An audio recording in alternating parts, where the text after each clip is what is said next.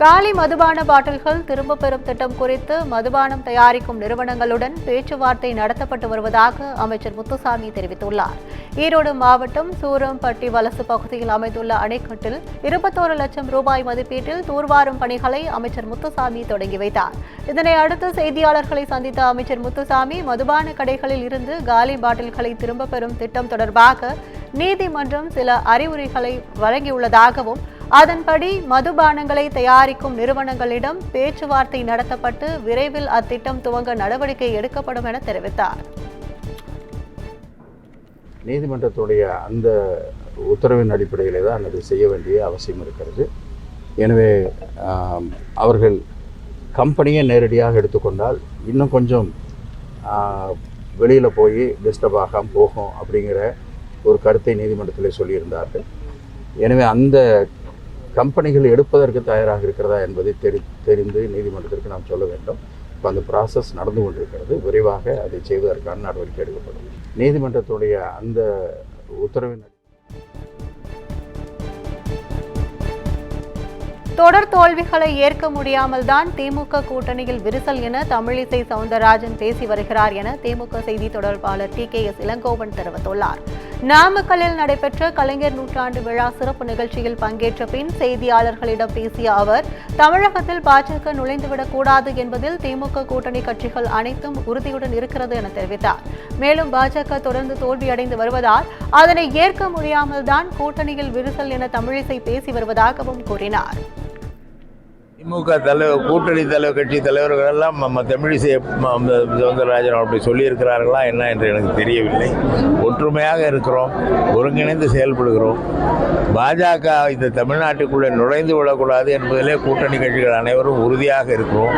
திமுகவில் கூட்டணியிலே குழப்பம் இருக்கிறது என்று தமிழிசை சவுந்தரராஜன் நினைத்தால் அவர்கள் தொடர்ந்து தோற்று கொண்டிருக்கிறோமே, எப்படியாவது வெற்றி பெற மாட்டோமா என்ற ஏக்கத்திலே பேசுவதாகத்தான் எனக்கு தோன்றுகிறது. அதிமுகவினர் பாவம் ஊசலாடி கொண்டிருக்கிறார்கள் என்றும் கூப்பிட்டால் திமுகவிற்கு வர தயாராக இருக்கிறார்கள் எனவும் அமைச்சர் தாமு அன்பரசன் பேசியிருப்பது சர்ச்சையை ஏற்படுத்தியுள்ளது. திருவள்ளூர் மாவட்டம் குன்றத்தூரில் திமுக ஒன்றிய உறுப்பினர்கள் கூட்டம் நடைபெற்றது. இந்த கூட்டத்தில் பேசிய அமைச்சர் தாமு அன்பரசன் கட்சி பலமாக இருந்தால் கூட்டணி தேவையில்லை என கூறினார். மேலும் அதிமுகவினர் பாவம் ஊசலாடி கொண்டிருக்கிறார்கள், கூப்பிட்டால் திமுகவிற்கு வர தயாராக இருக்கிறார்கள் எனவும் தெரிவித்திருப்பது சர்ச்சையை ஏற்படுத்தியிருக்கிறது.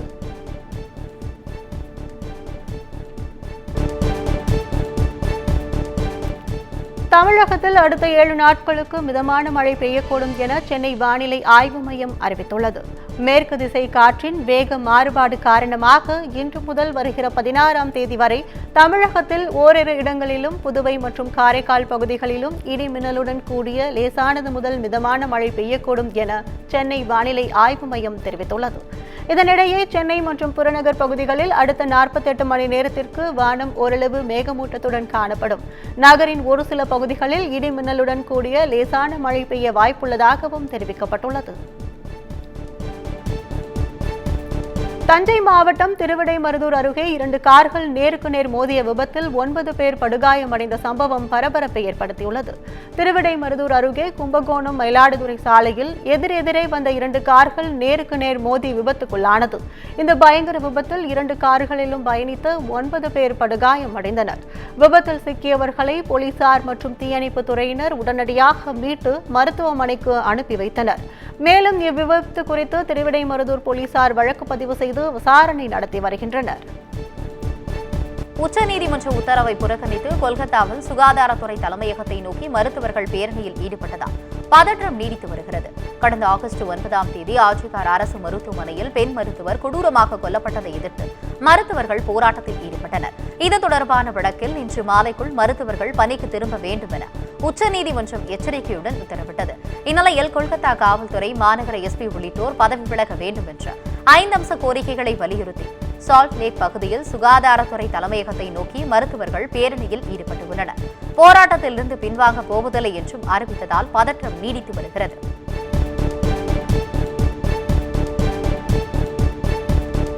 நாட்டில் காது கேளாத வாய்ப்பேச முடியாதோர் அதிகம் வசிக்கும் அமைதி கிராமமான ஜம்மு காஷ்மீரின் தட்கரியில் சைகை மொழியில் சட்டப்பேரவை தேர்தல் பிரச்சாரம் சூடுபிடித்துள்ள காட்சிகள் வெளியாகியுள்ளது. மாநிலத்தில் மொத்தமுள்ள 90 சட்டப்பேரவை தொகுதிகளுக்கு செப்டம்பர் 18, 25, அக்டோபர் 1ஆம் தேதிகளில் வாக்குப்பதிவு நடைபெறுகிறது. இந்நிலையில் நாட்டின் அமைதியான கிராமம் என அறியப்படும் தட்காரியில் காது கேளாத வாய்ப்பேச முடியாத மக்கள் அதிகமாக வசிக்கின்றனர். சைகை மொழியை அப்பகுதியில் பெரும்பாலும் வழக்காடு மொழியாக அறியப்படுகிறது. தொடர்ந்து சட்டப்பேரவை தேர்தலையொட்டி சைகை மொழியிலேயே பிரச்சாரம் மேற்கொண்ட காட்சிகள் வெளியாகியுள்ளன. Karamat Ali student first class के स्टूडेंट हैं, डीफ एंड डम स्कूल यहाँ पर। Karamat Ali alphabet. What is our voice? What is our choice? What is our voice? What is our voice? What is our strength? Our power. What is our strength? What is our धड़काई के इस unique கர்நாடகாவில் பாலியல் வழக்கில் சிக்கிய முன்னாள் MP Prajwal Revanna மீது 1632 பக்கங்கள் கொண்ட கூடுதல் குற்றப்பத்திரிகை தாக்கல் செய்யப்பட்டுள்ளது. ஜேடிஎஸ் கட்சியின் தலைவரும் முன்னாள் பிரதமருமான தேவகவுடாவின் பேரன் பிரஜ்வல் ரேவண்ணா அசன் தொகுதி எம்பியாக இருந்தார். பெண்களை பாலியல் வன்கொடுமை செய்த 2000க்கும் மேற்பட்ட அவரது வீடியோக்கள் வெளியானதை தொடர்ந்து கைது செய்யப்பட்டு சிறப்பு விசாரணை குழு அமைக்கப்பட்டுள்ளது. இந்நிலையில் 137 பேரின் விசாரணை அறிக்கை, பாதிக்கப்பட்ட பெண்களின் வாக்குமூலம் என 1632 பக்க குற்றப்பத்திரிகையை மக்கள் பிரதிநிதிகள் சிறப்பு நீதிமன்றத்தில் சிறப்பு விசாரணை குழு தாக்கல் செய்துள்ளது.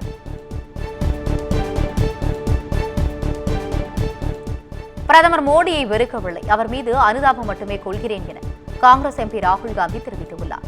அமெரிக்கா சென்றுள்ள ராகுல் காந்தி முக்கிய ஊடகங்கள் மற்றும் பல்கலைக்கழகங்களில் கலந்துரையாடல் மேற்கொண்டு வருகிறார். இந்நிலையில் ஜார்ஜ் டவுன் பல்கலைக்கழகத்தில் பேசிய ராகுல் காந்தி மோடியை எதிரியாக பார்க்கவோ அவரை வெறுக்கவோ விரும்பவில்லை என தெரிவித்தார். பிரதமர் மோடி வேறுபட்ட கண்ணோட்டத்தை கொண்டவர் என்றும் அதில் தனக்கு உடன்பாடு இல்லை என்றும் கூறினார். பிரதமர் மோடியை வெறுக்கவில்லை, அவர் மீது அனுதாபம் மட்டுமே கொள்கிறேன் எனவும் ராகுல் காந்தி குறிப்பிட்டார். அரசியலில் வெறுப்புணர்வை விட அன்பு மட்டுமே முக்கியத்துவம் வாய்ந்தது என கூறிய ராகுல் மக்களவை தேர்தலுக்கு பின் பிரதமர் மோடிக்கு அச்சம் அதிகரித்து உள்ளதாகவும் தெரிவித்தார்.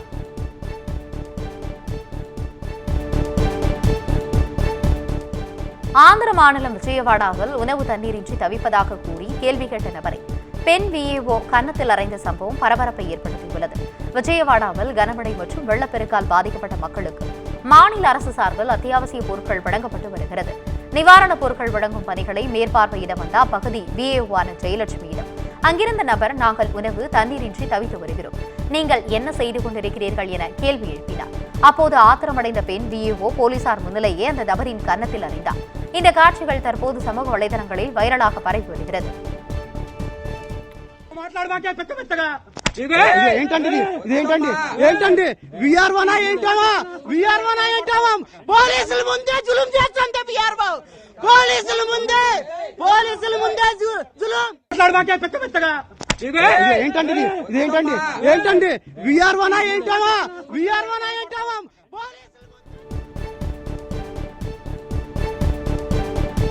நெல்லை மகேந்திரகிரியில் ககன்யான் திட்டத்தின் 6ஆம் கட்ட சோதனை வெற்றியடைந்ததாக தெரிவிக்கப்பட்டுள்ளது. பனகுடி அருகே உள்ள மகேந்திரகிரியில் இஸ்ரோ மையத்திலிருந்து விண்கலம் செலுத்துவதற்கான பரிசோதனை மேற்கொள்ளப்பட்டு வருகிறது. விண்வெளிக்கு மனிதர்களை அனுப்பும் ககன்யான் திட்டத்தில் SMSDM என்ற என்ஜின் சோதனை பல்வேறு கட்டங்களாக நடந்து வருகிறது. முன்னதாக 5ஆம் கட்ட சோதனை நடத்தப்பட்டு அதற்கான கவுண்டவுன் ஆரம்பிக்கப்பட்டு சோதனை நிர்ணயிக்கப்பட்ட இலக்கை வெற்றிகரமாக அடைந்தது. இந்நிலையில் SMSDM இன்ஜினில் 6ஆம் கட்ட சோதனை வெற்றியடைந்ததாகவும் தெரிவிக்கப்பட்டுள்ளது. அதன்படி 1900 விநாயகர்கள் வெற்றிகரமாக நடந்துள்ளதாக கூறப்பட்டுள்ளது.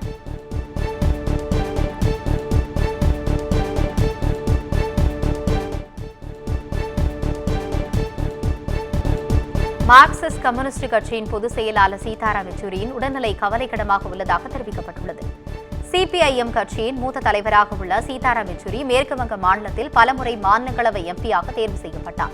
இந்நிலையில் மார்க்சிஸ்ட் கம்யூனிஸ்ட் கட்சி வெளியிட்ட அறிக்கையில் டெல்லி எய்ம்ஸ் மருத்துவமனையில் ICU வார்டில் சீதாராம் யெச்சூரி அனுமதிக்கப்பட்டு உள்ளதாக தெரிவிக்கப்பட்டுள்ளது. செயற்கை சுவாச கருவி உதவியுடன் அவருக்கு சிகிச்சை அளிக்கப்பட்டு வருவதாகவும் கூறப்பட்டுள்ளது. இந்நிலையில் சீதாராம் யெச்சூரியின் உடல்நிலை கவலைக்கிடமாக உள்ளதாகவும் குறிப்பிடப்பட்டுள்ளது.